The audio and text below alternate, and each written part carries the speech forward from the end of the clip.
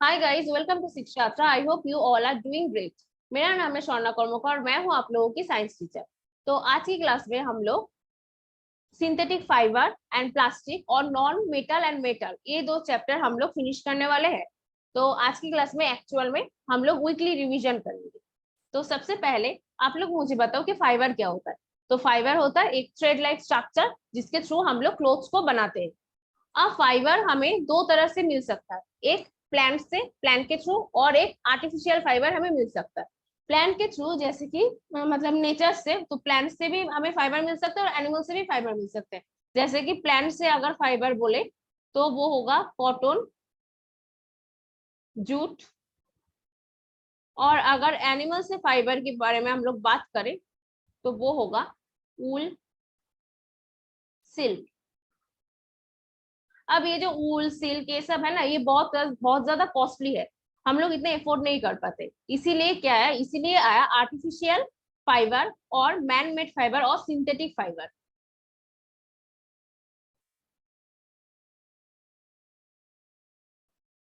ये जो synthetic fibre है ये एक्चुअली थ्रू पॉलीमराइजेशन प्रोसेस से इसको बना सकते हैं। जैसे कि क्या होता है, कुछ बहुत सारे केमिकल सब्सटेंस एक साथ में मिल के, एक साथ में जोड़ के, केमिकली रिएक्शन करके ये सिंथेटिक फाइबर बनता है।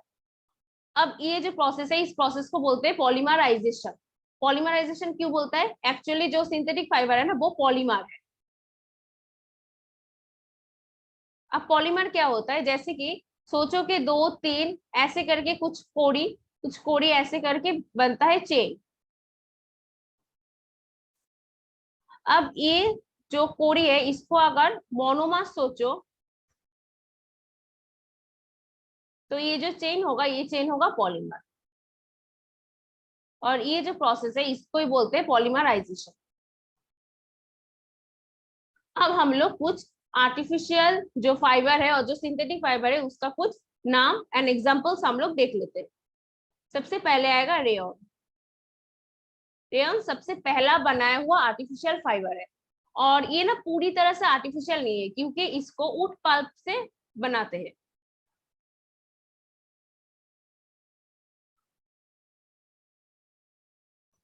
इसलिए मतलब नेचर के कुछ रॉ मटेरियल्स यूज होता है, इसीलिए इसको पूरी तरह से आर्टिफिशियल फाइबर नहीं बोलते और इसको आर्टिफिशियल सिल्क बोलते हैं।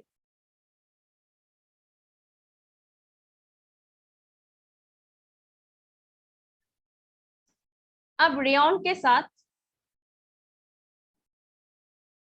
कॉटन मिला के बेडशीट तैयार किया जाता है। ठीक है। और उसके बाद रेयन के साथ उल मिला के तैयार किया जाता है कारपेट।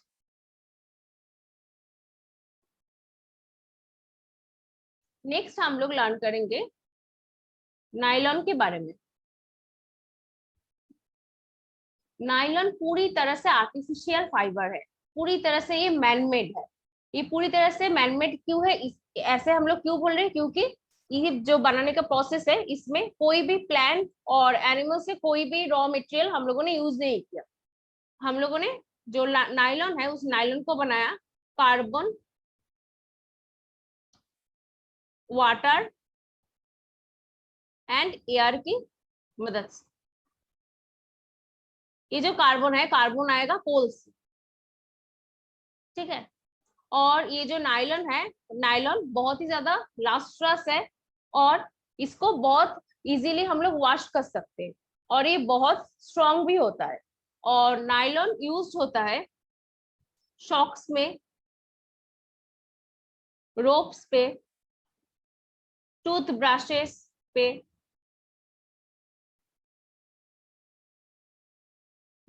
और पैराशूट्स पे, और रॉक को क्लाइंब करने वाले जो रोप होता है उस रोप में भी नायलॉन यूज होता है।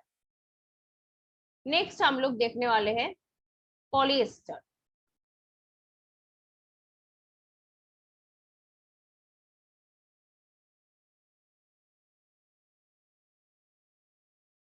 तो पॉलिएस्टर एक्चुअली एस्टर नाम का जो केमिकल है उसका रिपीटिंग यूनिट से बना हुआ है। पॉलिएस्टर।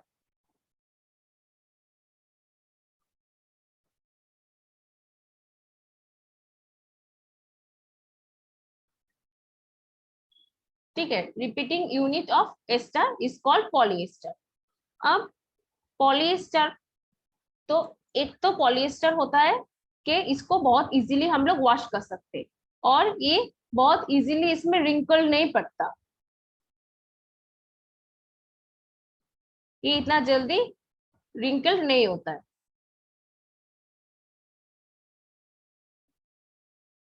और अगर हम लोग एग्जाम्पल ऑफ पॉलिएस्टर को देखें तो एक होगा पेट और एक टेरिन।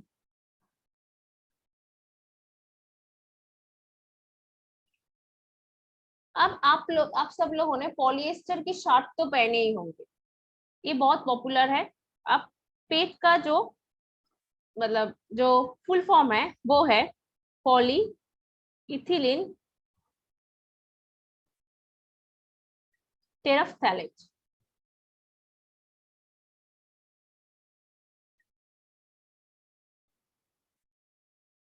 ठीक है,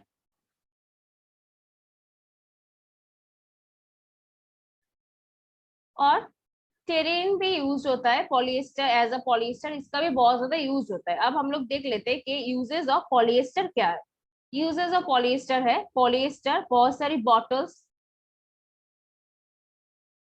यूटेंसिल्स, वेयर,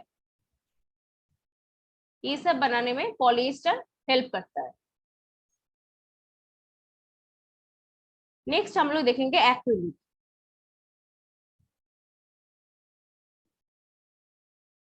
अब ये जो एक्रिलिक है इसको बोलते हैं आर्टिफिशियल ऊल। जो नेचुरल ऊल है उसका जो स्वेटर बनेगा वो तो बहुत कॉस्टली है, और वो तो मतलब जो कॉमन लोग है वो लोग तो उसको उतना ज्यादा अफोर्ड नहीं कर पाएंगे ना, तो इसीलिए आर्टिफिशियल ऊल का बना हुआ जो स्वेटर शॉल्स ये सब है ये बहुत ज्यादा फेमस है। और ये जो आर्टिफिशियल ऊल है ये बहुत ड्यूरेबल भी है और इजी टू वॉश है।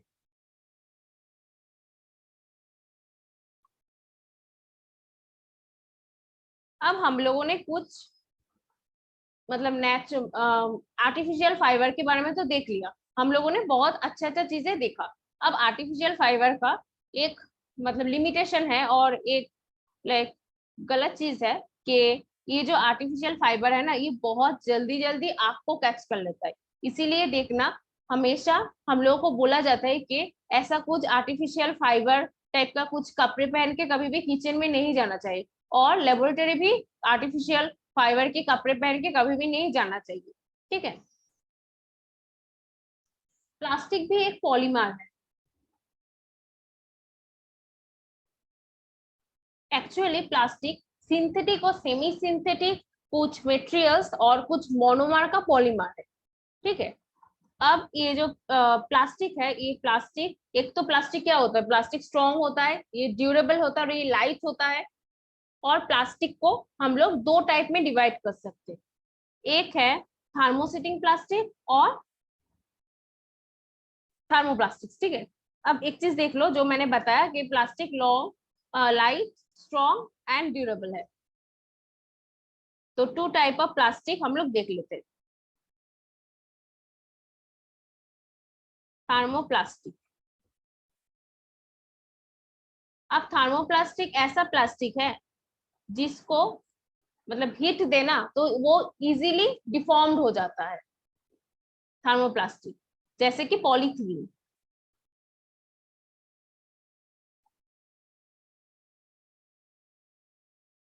और एक थर्मोप्लास्टिक का एग्जांपल होगा PVC, polyvinyl chloride.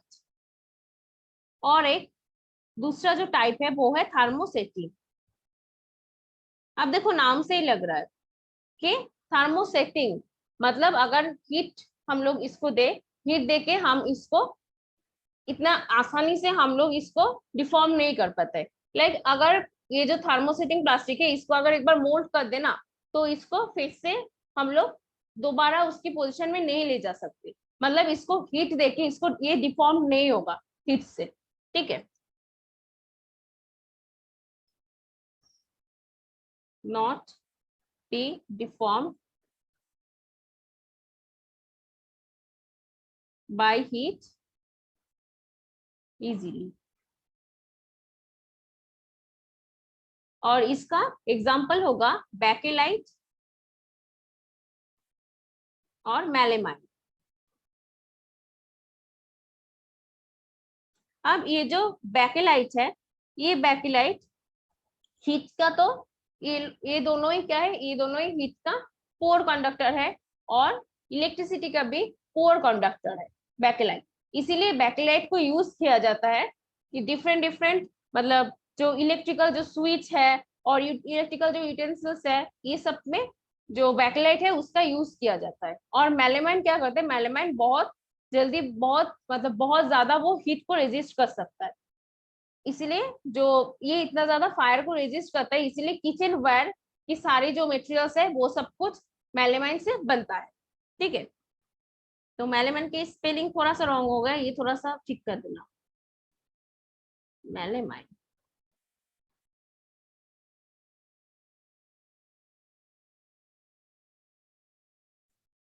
So next हम लोग देखेंगे ये जो प्लास्टिक है, इस प्लास्टिक को ना यूज करने के लिए मना करते हैं, है ना। प्लास्टिक तो बहुत जगह भी ऐसा है कि जो प्लास्टिक है प्लास्टिक बैंड है। अब ऐसा क्यों है, क्योंकि प्लास्टिक ना बायोडिग्रेडेबल नहीं होता है। बायोडिग्रेडेबल क्या होता है, जो सब्सटेंस को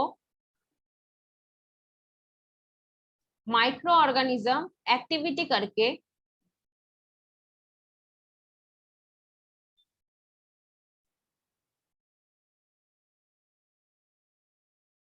जिसको डिकम्पोज कर देता है,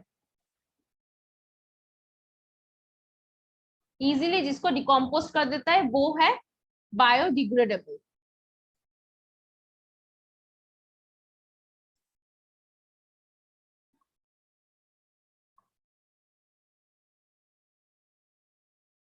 और जिस सब्सटेंस को माइक्रो ऑर्गेनिज्म इतना इजीली एक्टिविटी करके डिकम्पोज नहीं करता है उसको क्या बोलते हैं, उसको बोलते हैं नॉन बायोडिग्रेडेबल।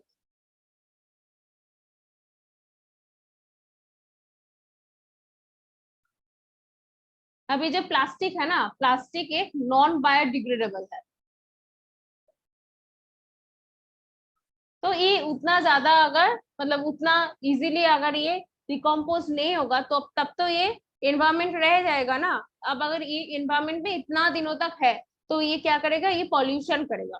प्लास्टिक बहुत ज्यादा पॉल्यूशन करता है, इसीलिए प्लास्टिक को बैन किया जाता है। बहुत सारी जगह में आजकल तो प्लास्टिक बैन करने को ही बोला जाता है। अब इसका कुछ सॉल्यूशन भी हो सकता है कि हम लोग क्या कर सकते हैं, हम लोग प्लास्टिक को ना रिसाइकिल कर सकते हैं। खास करके जो थर्मोप्लास्टिक होता है उस थर्मो सारे के ऑलमोस्ट सारे के सारे थर्मोप्लास्टिक को ही हम लोग रिसाइकिल कर सकते हैं। पर इसमें क्या होता है, इसमें एक कलरिंग एजेंट यूज होता है रिसाइकलिंग प्रोसेस पे, जिसके थ्रू ना प्लास्टिक का जो मतलब जो अच्छा अच्छा क्वालिटीज है, जैसे कि उसका सबसे अच्छा क्वालिटी क्या है, ये खाने को बहुत ज्यादा स्टोर करके रखता है, तो ये जो ये क्वालिटी उसका खराब हो जाता है। ओके, सो नेक्स्ट हम लोगों को एज मतलब रिस्पॉन्सिबल सिटीजन की तरह हम लोगों को 5R का मतलब हम लोगों को जानना चाहिए। तो 5R का मतलब क्या होता है, एक सबसे पहला होता है रिड्यूस, उसके बाद reuse, next recycle, recover and last में डिफ्यूज। ओके, सो ये था सिंथेटिक फाइबर्स एंड प्लास्टिक वाला चैप्टर। अब हम लोग मेटल एंड नॉन मेटल बनने वाले हैं।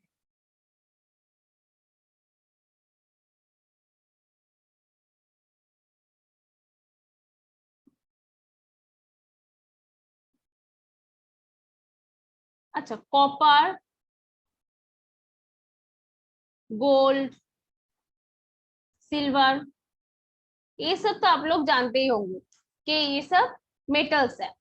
अब देखो सिल्वर का अगर हम लोग ज्वेलरी को देखें तो सिल्वर का जो ज्वेलरी है वो कितना भारी भारी सा होता है, लेकिन कभी कभार हमें क्या दिखाई पड़ता है कि ये जो सिल्वर है उस सिल्वर का जो शीट, वो सिल्वर का एकदम थीन सा शीट यूज हो रहा है, मिठाई की पैकेट पे यूज होता है ना, मिठाई में यूज होता है, कभी कभार हम लोग उसे खा भी लेते हैं लेकिन कुछ नहीं होता है हमें। तो ऐसा क्यों होता है, ये सब कुछ हम लोग इस चैप्टर में जानने वाले हैं। क्योंकि सिल्वर गोल्ड कॉपर ये सब क्या है, ये सब मेटल है। तो मेटल में एक प्रॉपर्टी मिलती है, वो है मेलिएबिलिटी।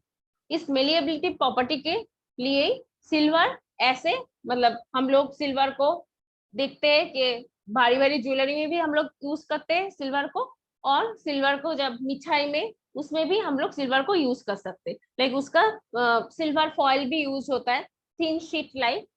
तो ये होता है क्योंकि मेलिएबिलिटी प्रॉपर्टी के लिए।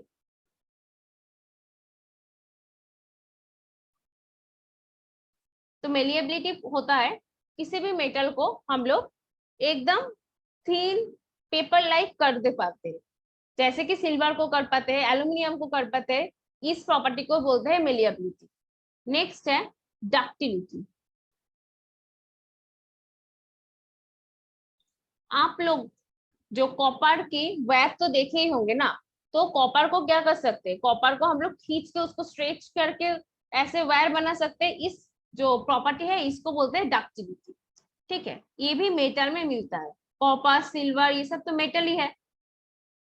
उसके बाद जो कंगन है उसको अगर थोड़ा सा ऐसे ऐसे करो, उसको अगर मतलब एक कंगन के साथ और एक कंगन को ऐसे हिट करवा, तो क्या हो जाएगा, तो एक साउंड मिलेगा ना, एक डीप साउंड मिलेगा, वो साउंड है सोनोरस।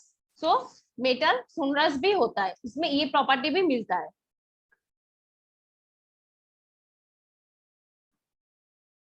ठीक है, और ये जो मेटल है, मेटल तो हार्ड भी होता है, बहुत हार्ड होता है। तो हम लोग बोल सकते हैं कि जो हार्ड है और जो लस्ट्रस है, जो बहुत शाइनी सा अपीयरेंस देता है,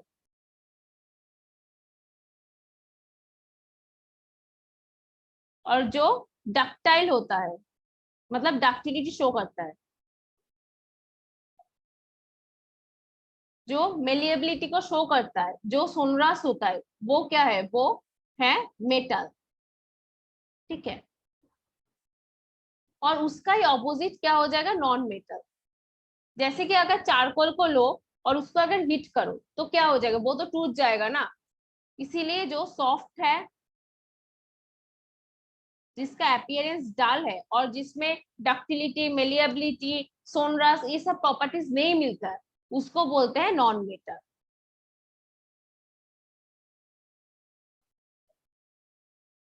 जैसे कि कार्बन हो सकता है, कार्बन एक नॉन मेटल है। ऑक्सीजन,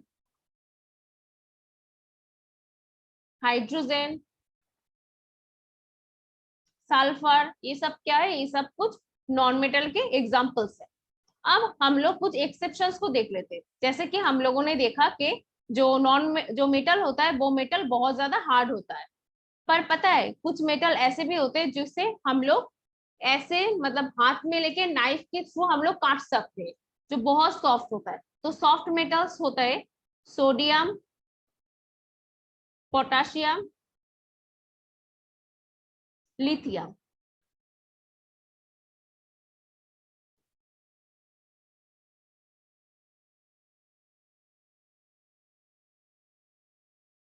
और सारे के सारे नॉन मेटल हम लोगों ने इन जनरल वे हम लोगों ने बोले थे कि नॉन मेटल जनरली सॉफ्ट होता है।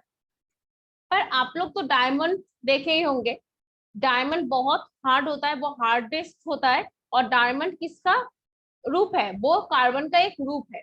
सो डायमंड जो है वो हार्डेस्ट है, पर वो एक नॉन मेटल है।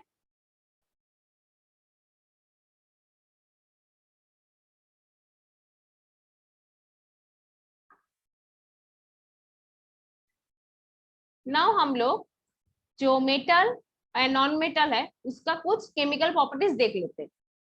मेटल ऑक्सीजन के साथ रिएक्शन करके मेटल ऑक्साइड बनाता है। अब अगर इस मेटल ऑक्साइड को हम लोग वाटर के साथ रिएक्शन करवाए तो हमें जो मिलेगा ना वो बेसिक इन नेचर होगा, मतलब उसमें बेस की प्रॉपर्टीज होगा।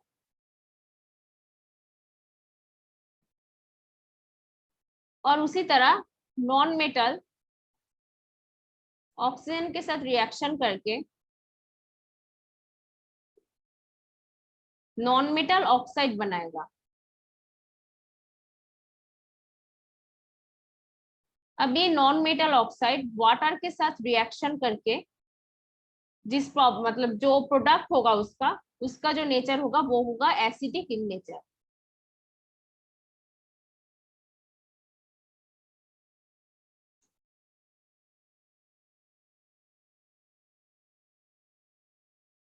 जैसे कि नॉन मेटल है सल्फर,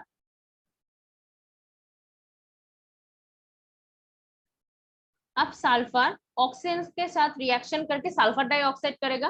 अब जो सल्फर डाइऑक्साइड है वो सल्फर डाइऑक्साइड एसिड मतलब वाटर के साथ रिएक्शन करके जो एसिड करेगा वो एसिड होगा सल्फ्यूरस एसिड। तो सल्फर प्लस ऑक्सीजन करेगा सल्फर डाइऑक्साइड होगा।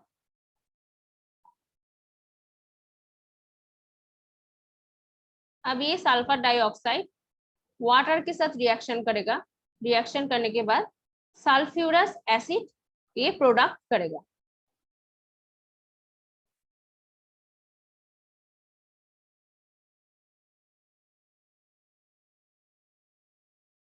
अब ये जो मैंने लिखा कि मेटल के साथ ऑक्सीजन करके मेटल ऑक्साइड उसके साथ वाटर के साथ रिएक्शन करके बेसिक इन नेचर का प्रोडक्ट करेगा, ये आप लोग मुझे कमेंट बॉक्स में एक एग्जांपल बताओ।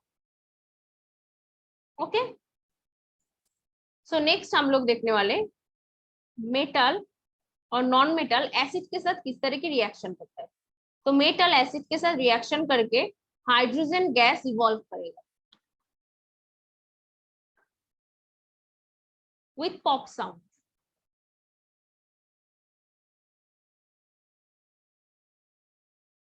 नॉन मेटल एसिड के साथ रिएक्शन नहीं करेगा,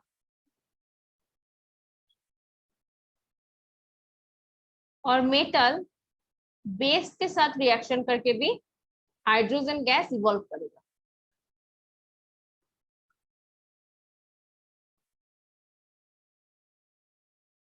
ओके, और नॉन मेटल के साथ जो बेस की रिएक्शन होता है वो रिएक्शन बहुत ज्यादा कॉम्प्लेक्स होता है।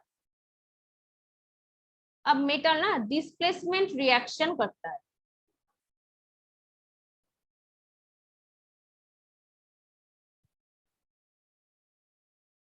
अब डिस्प्लेसमेंट रिएक्शन से ही हमें क्या पता चल रहा है, कुछ एक चीज दूसरी जगह जाने वाला, उसका जो पोजीशन है वो इधर उधर होने वाला।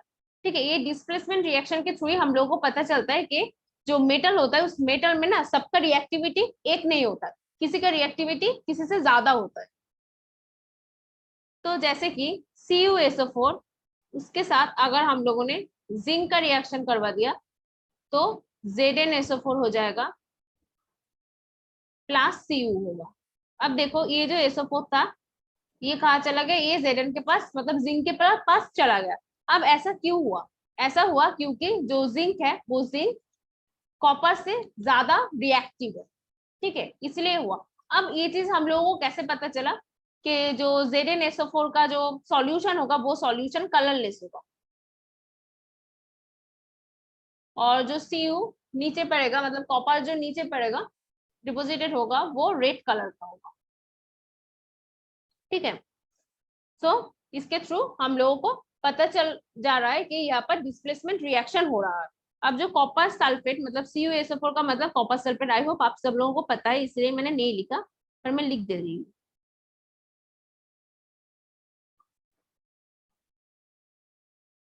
ठीक है, ये क्या था, ये तो पहले तो ब्लू कलर की एक मतलब सॉल्यूशन कर रहा था, उसके बाद जब Zn के साथ मतलब जिंक के साथ जब इसे रिएक्शन किया तब ZnSO4 हो गया, और तब जिंक का सल्फाइड हो गया सल्फेट हो गया, तो तब इसका जो सॉल्यूशन है सॉल्यूशन का कलर हो गया कलरलेस।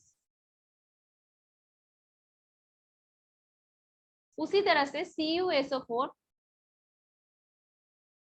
Fe के साथ मतलब आयरन के साथ रिएक्शन करेगा। रिएक्शन करने के बाद FeSO4 और Cu हो जाएगा। अब देखो यहाँ पर भी SO4 जो है वो Fe के पास चला गया। दैट मीन्स यहाँ पर भी हम लोग बोल सकते हैं कि Cu से ज्यादा रिएक्टिव है Fe। ठीक है, और इसके बाद हम लोग एक और रिएक्शन जो आप लोग मुझे बताओगे कि अगर हम लोगों ने ऐसे लिखा कि ZnSO4 प्लस Cu, अब क्या ये जो SO4 है ये क्या Cu के पास जा सकेगा? तो ये रिएक्शन नहीं होगा। क्योंकि मैंने तो पहले ही कहा था कि ये जो Zn है, Zn Cu से ज्यादा रिएक्टिव है, जिंक कॉपर से ज्यादा रिएक्टिव है, इसीलिए ये जो रिएक्शन है ये रिएक्शन नहीं हो पाएगा। उसी तरह अगर FeSO4 है उसके साथ Cu का रिएक्शन करवा दूं तो ये जो SO4 है ये Cu के पास नहीं जाएगा। तो ऐसा कभी नहीं होगा कि Fe यहाँ पर अकेला रह जाएगा और CuSO4 फिर से हो जाएगा, ये नहीं होगा। क्योंकि जो Cu है वो Fe से कम रिएक्टिव है, इसीलिए ऐसा नहीं हो पाएगा। ठीक है, अब हम लोग मेटल और नॉन मेटल का यूजेस देख लेते हैं।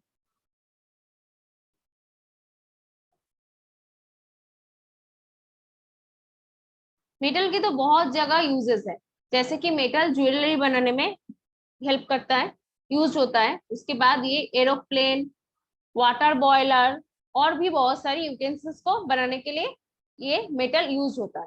और जो नॉन मेटल है, नॉन मेटल यूज होता है फर्टिलाइजर की तरह,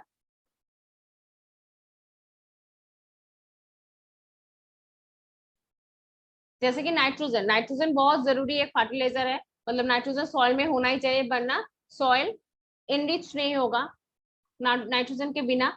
और सबसे जो इम्पोर्टेंट एक नॉन मेटल है वो है कार्बन। हर एक इम्पोर्टेंट जो ऑर्गेनिक जो कंपाउंड है जैसे कि प्रोटीन, कार्बोहाइड्रेट,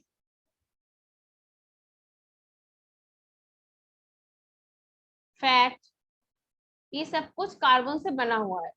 और हर एक लिविंग ऑर्गेनिज्म,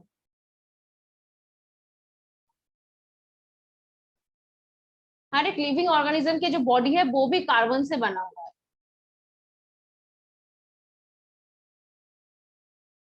और ये जो नॉन मेटल है, नॉन मेटल बहुत सारे जैसे कि एंटीसेप्टिक में एक पर्पल कलर की सॉल्यूशन होता है जो एंटीसेप्टिक में यूज होता है, लाइक एज एंटीसेप्टिक, ऊन में एज एंटीसेप्टिक वो यूज होता है।